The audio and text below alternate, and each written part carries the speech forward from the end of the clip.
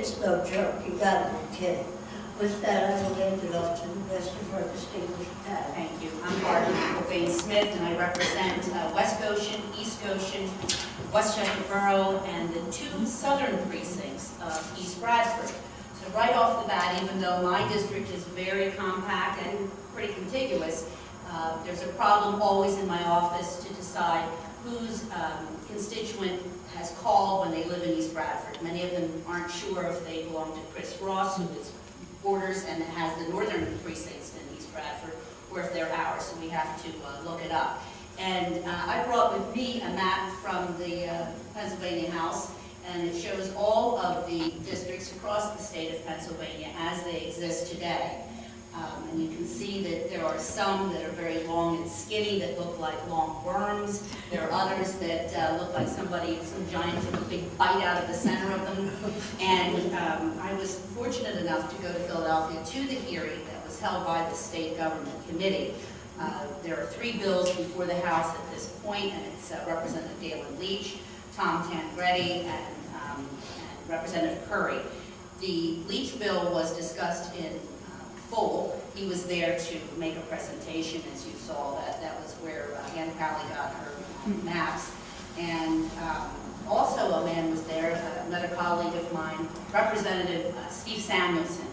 He has agreed to work with Carrie Benninghoff, who is the representative from the other side of the House, and we have a nonpartisan, bipartisan bill that's going to be coming forward hopefully Monday.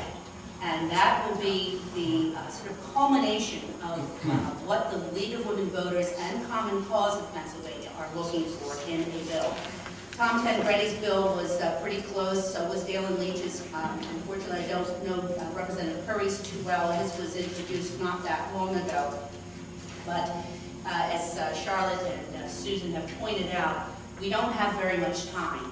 And it is up to the voters of this state to make sure that their representatives and their senators know how they feel about this redistricting, this reapportionment. It must be done. June 23rd is not that far away. The bill that Steve is going to be introducing already has 15 co-sponsors before it's even been, there's been no co-sponsorship memo going around. And I did speak to him this morning to find out, because he was supposed to have it done by the end of this week. I know I got an email from someone who asked, why has it taken so long? Well, it's not the most easy process. You only have so many people that work in the Legislative Research Bureau, and I'm not sure how many there are there, but they're very busy because there are 203 of us, and there are 50 senators. That's a whole other division, so they don't use our researchers. But with 203 colleagues, representatives working on bills, there is a lot that must be processed and typed up, and the lawyers have to look it over for all the language. It's just not as fast as you could expect it to be. I wanted to quickly touch on what Representative Samuelson and Representative Benninghoff's bill will do. The independent commission, that's one of the problems that a lot of people have seen. Who's going to be the commission that decides who decides?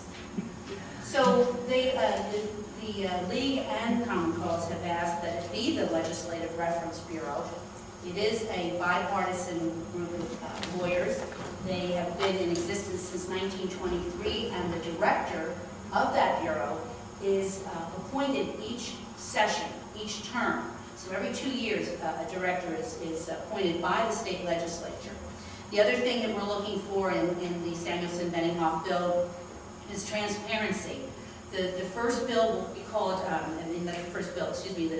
once that independent commission decides what the districts will look like, and you should use a circle. The circle is the best way to pick districts, because you want to have a 15% of the district to be within that circle.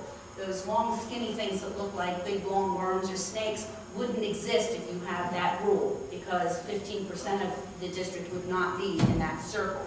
That independent commission will have to get demographers, people who are map makers, not our map makers from the House or the Senate. They'll have to hire somebody else to do that. But they will put together a preliminary redistricting map, and then the public will have 30 days to have input on that. They will hold 5 to 6 hearings across the state, so people will have that advantage to go in and look it over. It will be up on a website. You will have access to it. Then after the preliminary has been reviewed by the public for 30 days, it will go to the House. And the House will look it over. They'll have 21 days to have input. And then the final map will come before the legislature. But the one thing that the bill, in Samuelson and Benninghoff's bill, it will not be allowed to be amended by the legislature. They cannot make any changes. It's an up or a down. That's an up or a down on the second one, and an up or a down on the third. And I asked Steve this morning, well, then who decides if they vote both of them down? And he said, well, that's part of the problem of getting this language on this bill. Common Cause, the League, and he and Benninghoff have been discussing it. Do you do a coin toss? Here in Westchester, when we had a woman running before I got on Westchester Borough Council, a woman ran and there was a tie, and they did have a coin toss, and it was on national TV. This was just not that long ago, about 8 years ago. So they're not sure, or will they draw straws for this plan? So that's a little shaky, but anyway, a lot of people don't want it to go to our state Supreme Court, because can we trust them? They're elected. Then the next thing is that the Legislative Reference Bureau, there have been some who are not sure that that is really bipartisan, because they're hired by the House and the Senate, and, or at least the House. So how do we get that really very pure commission? But I think that the Samuelson-Benninghoff bill is going to be the bill that we're going to have to try to push through the best we can, and we're going to ask all of you, again, it's about phone calls and personal visits.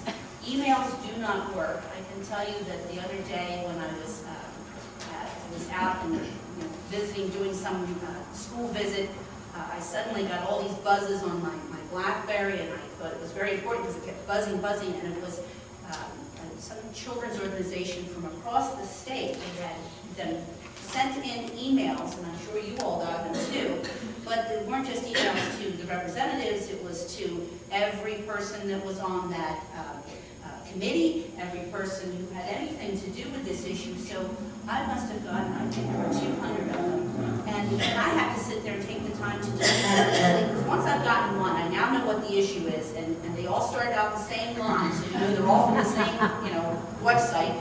But it takes a lot of time to go through those and delete it, so it's an annoying way to contact your legislative person. Please call me, please visit me. I'm very happy to talk to you on the phone. Thank you. So,